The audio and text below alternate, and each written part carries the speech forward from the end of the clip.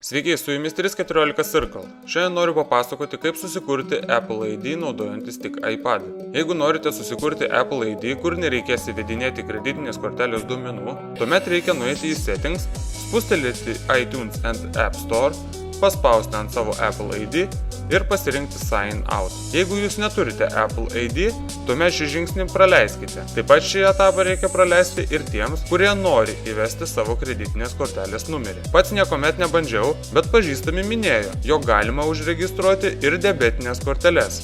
Pabandyk ir pasidalink šią žinią komentaruose, daugeliui tai turėtų būti įdomu. Paspaudę mygtuką Home grįžtam į pagrindinį meniu ir užeinam į App Store. Surandam nemokamą programėlę ir spaudžiame ant jos.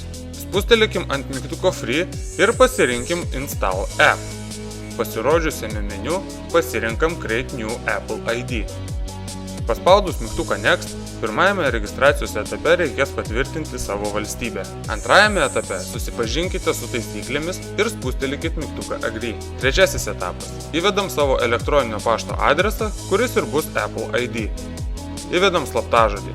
Slaptažodis turi būti sudarytas bent iš vienos didžiosios raidės, skaičiaus ir mažosios raidės. Pasirinkam slaptą klausimą ir suvedam atsakymą į jį. Tai gali būti reikalinga ateityje, redaguojant savo Apple ID duomenis.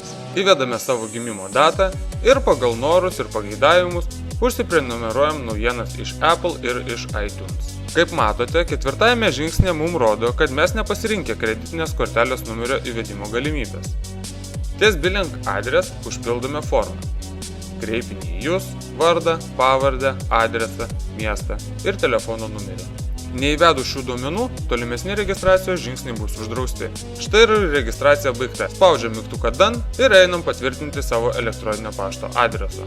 Prisijungiam prie savo elektroninio pašto, susirandam laišką iš Apple ir paspaudžiam mygtuką Verify Now. Atsidariusiame lange suvedam Apple ID ir slaptažodį.